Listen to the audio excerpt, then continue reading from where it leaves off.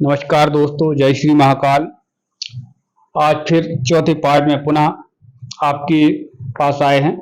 Acupressure उपचार पद्धति के जो पंचतत्व सिद्धांत हैं उसके विषय में आज हम आचार्य श्री राजेंद्र प्रसाद पटेल से चर्चा करेंगे और उनसे अनुरोध करेंगे कि इसके विषय में अपना विचार व्यक्त करें। जी धन्यवाद। जैसा कि एक सामान्य जन को भी मालूम है कि मानव शरीर या सभी जीवों का शरीर पंच तत्वों से मिलकर बना है। जी। क्षिति जल पावक गगन समीरा, ये सभी ने सुना है। जी जी जी। है ना। अग्नि, पृथ्वी, वायु, जल, आकाश, इनसे 5 तत्वों का निर्माण होता है। लेकिन ये जिज्ञासा का विषय है कि ये कैसे होता है। शरीर में अग्नि दिखती नहीं है, पृथ्वी कहीं दिखती नहीं है, हाँ जल दिखता है लोगों को, आकाश कहीं दिखता नहीं है, तो कैसे संभव है। तो चूंकि अपना विषय चल रहा है एक्यूप्रेशर, एक्यूपंचर, तो एक्यूप्रेशर एक्यूपंचर में एक व्यवस्थित पंच तत्व सिद्धांत को समझाया गया है। पंच तत्व क्या है, पंच तत्व में भी जो पहले अपन ने मेरिडियन पढ़ी है, किस मेरिडियन का किस तत्व से संबंध होता है, एवं जितनी भी सृष्टि है आपको बताएंगे, नई चीज बता रहे आपको। सभी सृष्टि को 5 तत्वों में बांट दिया। शरीर के भागों को 5 में बांटा है, शरीर के सिस्टम को 5 में बांटा है, रंगों को 5 में बांटा है, भावों को 5 में बांटा है। इस प्रकार से अपन आज समझने का प्रयास करते हैं। और अभी जो अपने भाग चल रहा है ना, अभी सामान्य जन को थोड़ा सा जटिल विषय लग रहा होगा। ये एक्चुअली में आगे जब हम उपचार बताएंगे ना, उसमें सहायक सिद्ध होंगे। जब तक आपको किसी पद्धति के आधारभूत सिद्धांत मालूम ना हो, है ना, तब तक वो पद्धति आपको समझ में नहीं आएगी, है ना। तो जैसे ही लोग देखेंगे कि जैसे 5-6 भाग होंगे, उसके बाद आपको समझ में आने लगेगा कि अब हमें हमारा उद्देश्य क्या है। उद्देश्य तो अपने एकदम पवित्र है, लेकिन उसके लिए भी हम एक न्यू बना रहे हैं। अभी क्या बना रहे हैं? न्यू। हाँ, न्यू दीवार फिर छत डलती है किसी जैसे घर की ना, लेकिन अच्छा कब लगता है व्यक्ति घर बन जाता है। तो लेकिन अपन प्रयास कर, अच्छा रहेगा। हाँ, तो मकान मजबूत। हाँ, क्योंकि नई विधा है तो लोगों को, ताकि ये बिल्कुल धीरे धीरे इसकी वास्तविक चीजें समझ में आए। तो चलिए हम पंचतत्व सिद्धांत को क्रम से समझाने का प्रयास करते हैं। कैमरा थोड़ा आप हमारे 5 एलिमेंट चार्ट का। तो इस प्रकार अब हम 5 एलिमेंट्स थ्योरी को समझने जा रहे हैं, पंच तत्व सिद्धांत एक्यूप्रेशर पद्धति का। प्रथम तत्व है एक्यूप्रेशर में वुड, हिंदी में लकड़ी बोलेंगे, फायर अग्नि, अर्थ पृथ्वी, मेटल धातु, वाटर जल। इसके बाद तुरंत हम समझाने का प्रयास करेंगे ये 1, 2, तीसरी लाइन में कि तत्व की एक ऊर्जा होती है। वुड एलिमेंट लकड़ी तत्व की ऊर्जा है विंड ऊर्जा, वायु। अग्नि की ऊर्जाएं 2 हैं, इसको 2 विभाग हैं, एक है प्रथम है हीट और द्वितीय है हार्डनेस अर्थात गर्मी। तृतीय तत्व है अर्थ एलिमेंट, पृथ्वी तत्व, उसकी ऊर्जा का नाम है ह्यूमिडिटी। मेटल धातु तत्व है, इसकी ऊर्जा है ड्राइनेस, शुष्कता, सिकुड़न। वाटर एलिमेंट, इसकी ऊर्जा है कोल्डनेस को बोलते हैं शीतल या शीतलता।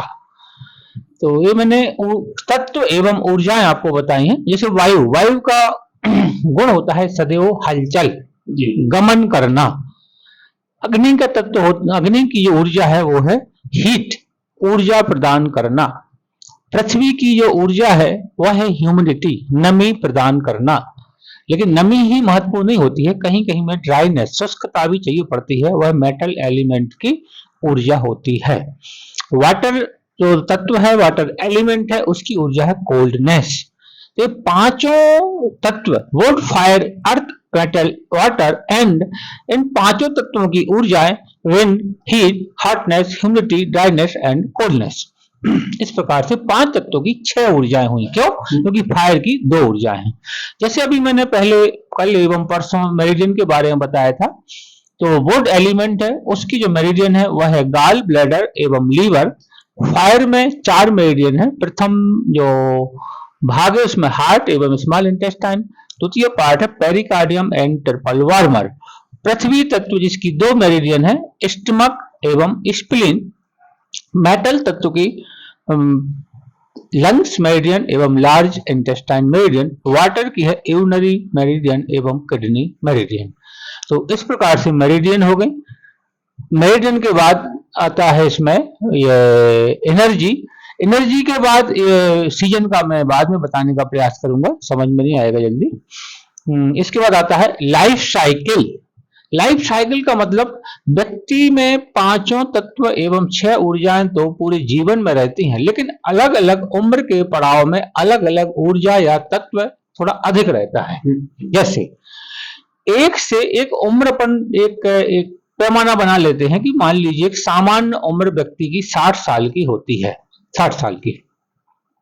देखिए किसी की 70 हो सकती है, 80 हो सकती है, 90 हो सकती है, रेयर केसेस में 100 भी होती है, लेकिन एक एवरेज लिया पर ने 60 साल। तो 1 साल से लेके 10 साल के बच्चे में 5 तत्व तो रहेंगे, लेकिन वुड तत्व एवं वायु ऊर्जा अधिक रहती है, इसलिए बच्चे सदैव गतिशील होते हैं, शांत नहीं बैठते। 11 से जो 20 की उम्र होती है, चाहे बच्चा हो या बच्ची हो, उसमें हीट एनर्जी अधिक रहती है ना, हीट एनर्जी। और हीट का जो थोड़ा सा परिपक्व रूप है उसे बोलते हैं हार्डनेस। वह है किसी भी बच्चा या बच्ची में 21 से 30 वर्ष की उम्र में हार्डनेस एनर्जी की अधिकता रहेगी। सभी ऊर्जा रहती है, लेकिन इस ऊर्जा की अधिकता रहती है। इसके बाद 31 से, जैसी व्यक्ति की उम्र 31 से 40 होती है, पृथ्वी तत्व उसमें बढ़ने लगता है। पृथ्वी तत्व, पृथ्वी का गुण भारीपन होता है। देखो 30 तक तो व्यक्ति में गर्मी रहती है, तो वो अपने क्रोध, सेल्फ डिसीजन लेना, फास्ट डिसीजन लेना, किसी की सुनना नहीं, ये अग्नि तत्व के गुण है, ये बिल्कुल है ना। इसके जैसे 31 उम्र आती है, 31 के बाद पृथ्वी तत्व चाहे स्त्री हो या पुरुष हो, उसमें पृथ्वी तत्व धीरे धीरे अधिक मात्रा में होने लगता है। तो पृथ्वी का गुण होता है भारीपन, वजन भी बढ़ता है। महिलाओं का यदि वजन देखा जाए तो 31 की उम्र के बाद ज्यादा बढ़ता है। पृथ्वी तत्व, पृथ्वी का गुण होता है सहनशीलता। यहां से थोड़ी सहनशीलता भी आने लगती है, गंभीरता भी आने लगती है। तत्पश्चात 41 की जैसी उम्र होती है स्त्री या पुरुष की, उसमें मेटल एनर्जी एवं ड्राइनेस ऊर्जा आने लगती है। ड्राइनेस का मतलब शुष्कता होता है, शुष्कता मतलब सूखना, तो थोड़ी ड्राइनेस, स्किन पर ड्राइनेस आना। विचारों में भी ड्राइनेस आती है, ऐसा नहीं है, विचारों में भी ड्राइनेस, शुष्कता आने लगती है। सिस्टम भी थोड़े सूखने लगते हैं, है ना।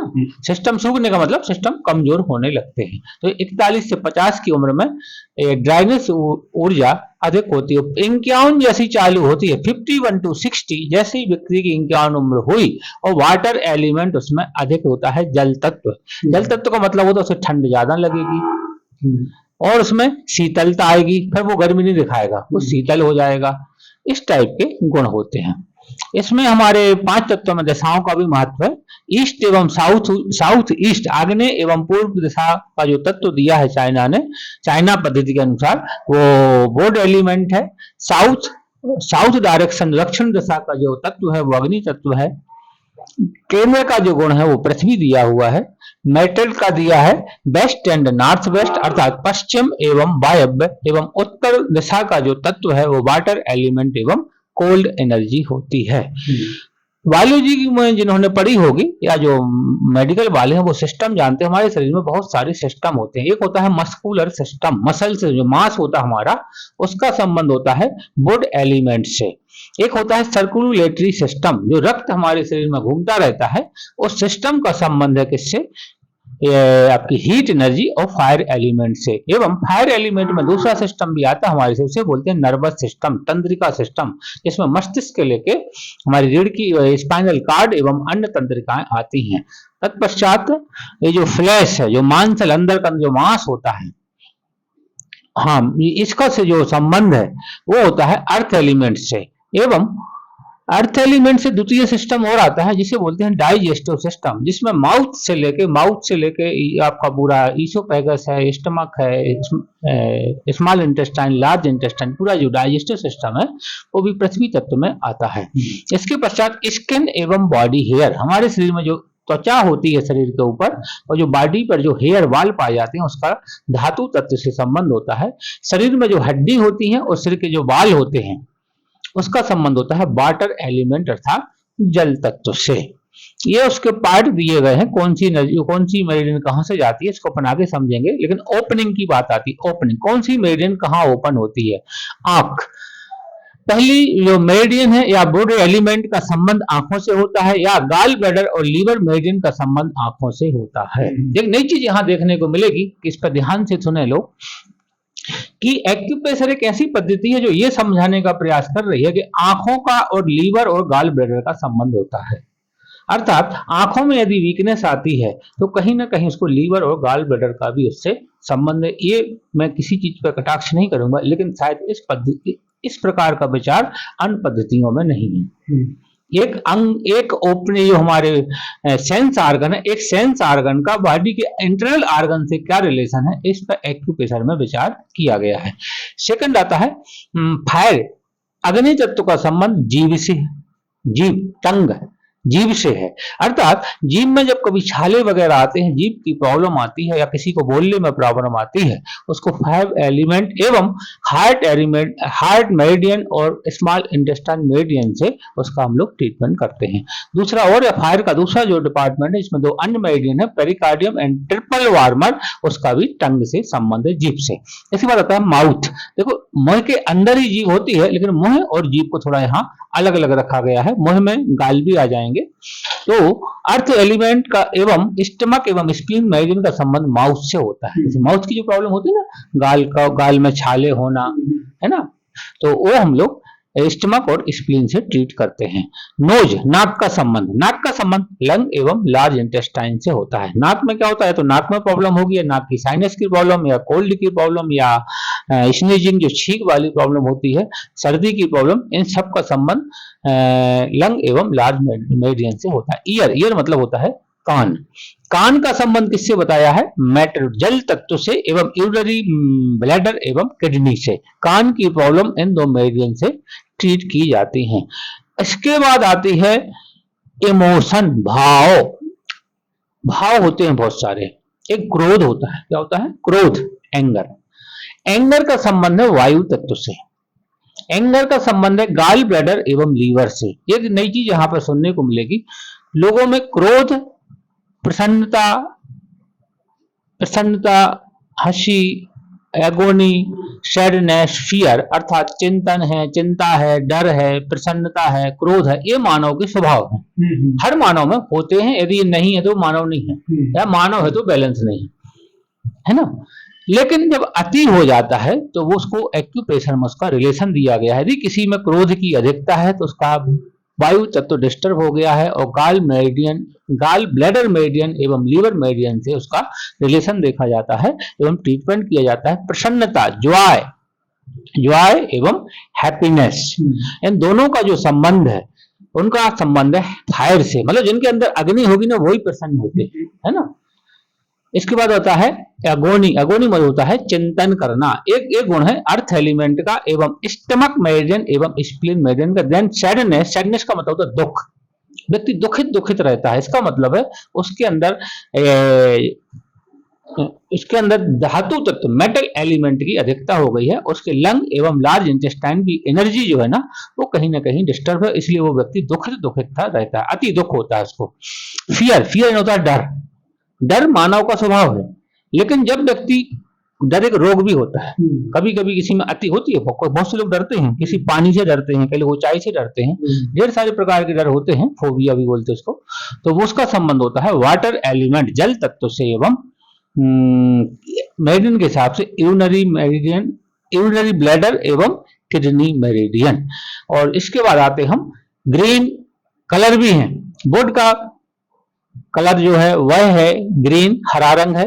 लाल कलर है वो अग्नि का है, एंड ऑरेंज कलर है वो अग्नि का ही जो दूसरा रूप है, हॉटनेस, एनर्जी है, उसका ऑरेंज कलर है।